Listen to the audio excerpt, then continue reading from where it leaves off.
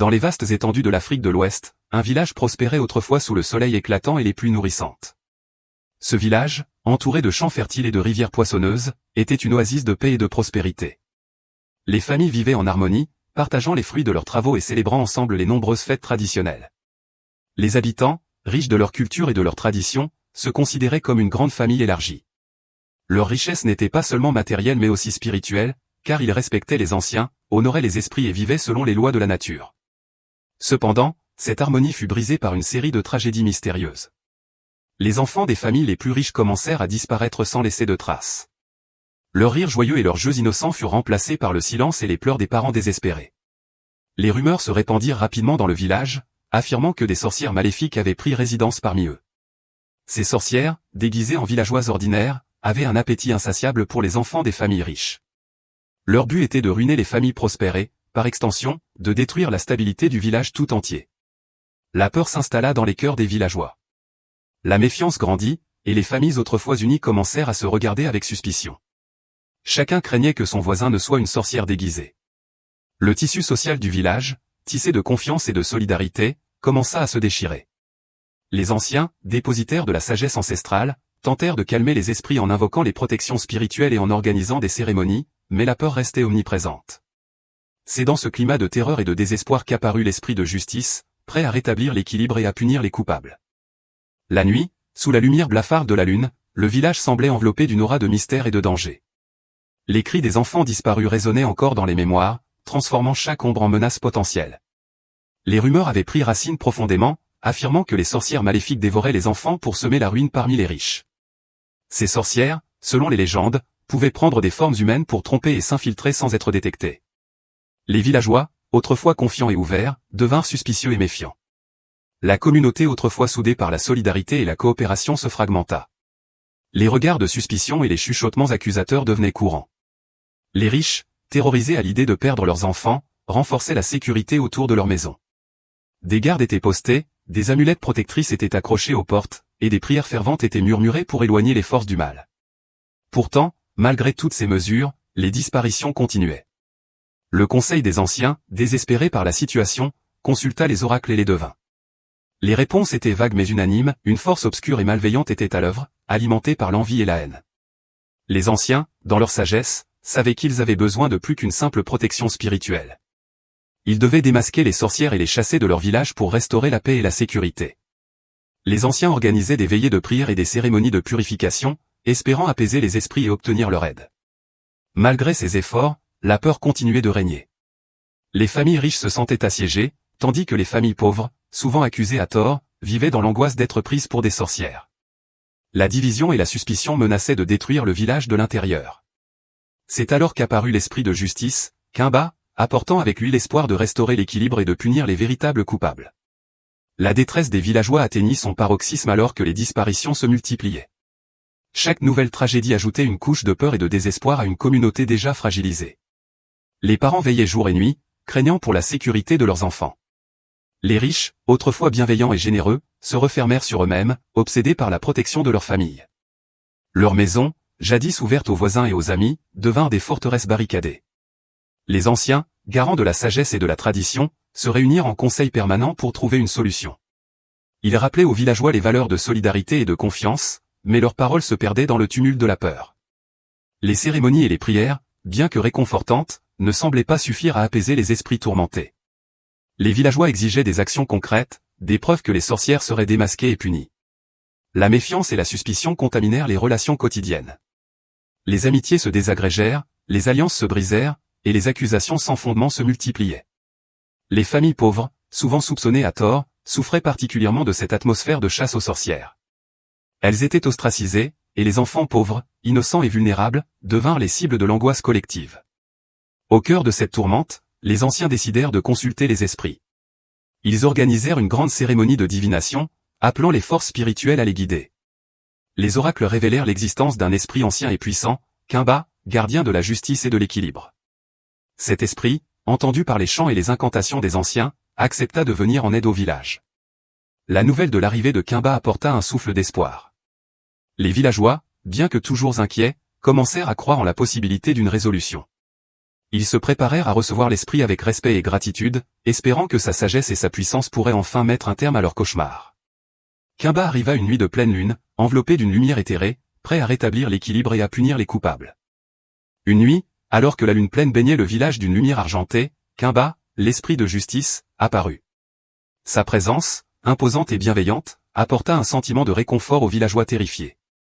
Kimba était un esprit ancien, connu dans les légendes pour sa capacité à discerner le bien du mal et à rétablir l'harmonie.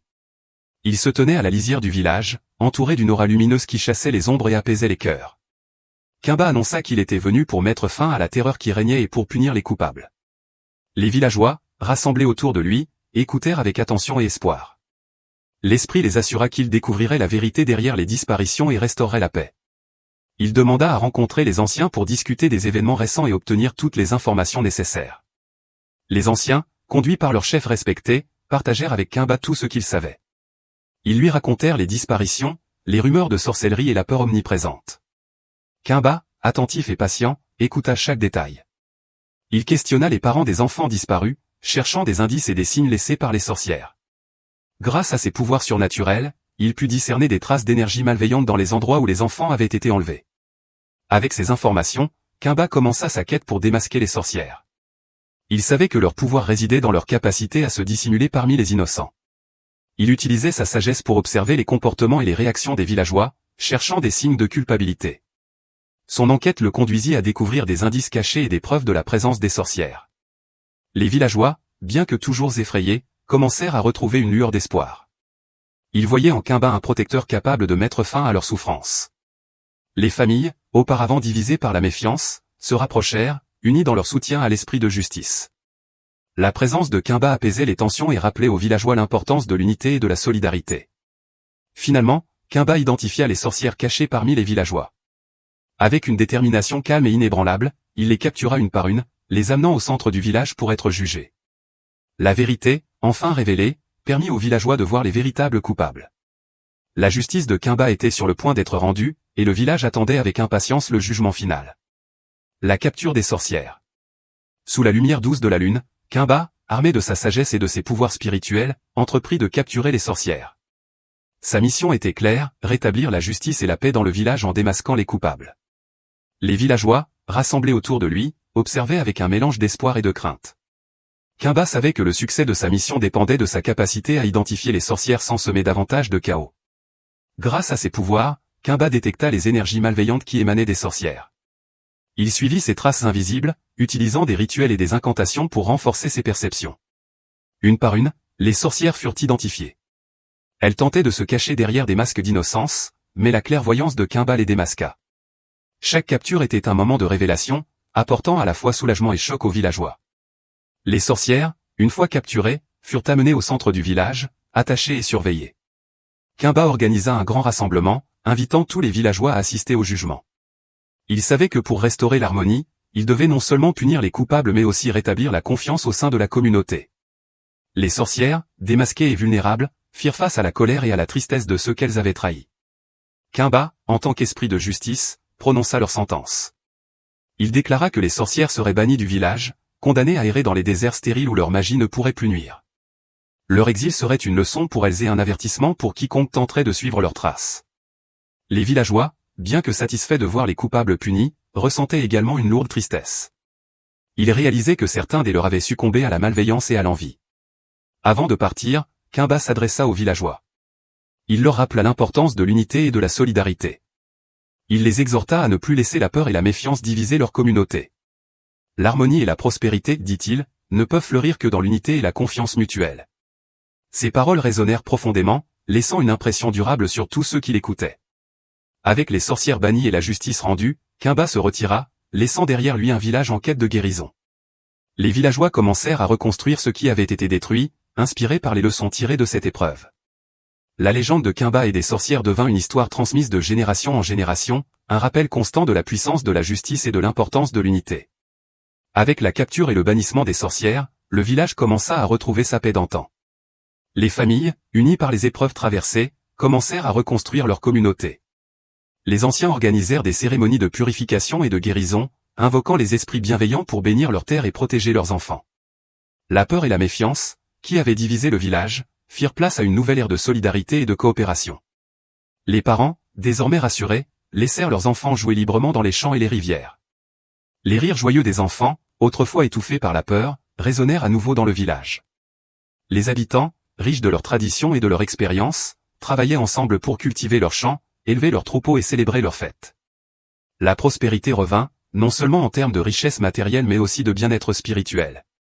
L'histoire de Quimba et des sorcières devint une légende racontée au coin du feu, transmise de génération en génération. Elle rappelait aux villageois l'importance de la justice, de la sagesse et de l'unité. Les enfants, fascinés par le récit, apprenaient les valeurs fondamentales de leur culture, la solidarité, le respect des anciens, et la confiance mutuelle. Les anciens, dépositaires de cette sagesse, continuaient à guider la communauté avec bienveillance et autorité. La morale de cette histoire est profonde et universelle. Elle nous enseigne que le mal ne peut triompher que si nous laissons la peur et la division nous gouverner. La justice et l'harmonie sont les piliers d'une communauté forte et prospère. Les épreuves que traverse une communauté peuvent renforcer ses liens si elles sont affrontées avec courage et solidarité. L'esprit de Quimba, gardien de la justice, symbolise la force de la vérité et de la sagesse face à l'adversité. Les villageois, désormais conscients de leur force collective, firent le vœu de protéger leur harmonie à tout prix. Ils comprirent que leur véritable richesse résidait dans leur unité et leur capacité à surmonter les obstacles ensemble. Chaque année, ils célébrèrent une fête en l'honneur de Quimba, renouvelant ainsi leur engagement envers les valeurs de justice et d'unité. Ainsi, le village prospéra à nouveau, non seulement grâce à ses richesses matérielles mais aussi grâce à la sagesse et à la solidarité de ses habitants. L'histoire de Quimba et des sorcières reste un témoignage éternel de la résilience et de la puissance de l'esprit humain face à l'adversité. Elle continue d'inspirer et de guider ceux qui entendent ces leçons, rappelant à tous que l'unité et la justice sont les fondations d'une vie harmonieuse et prospère.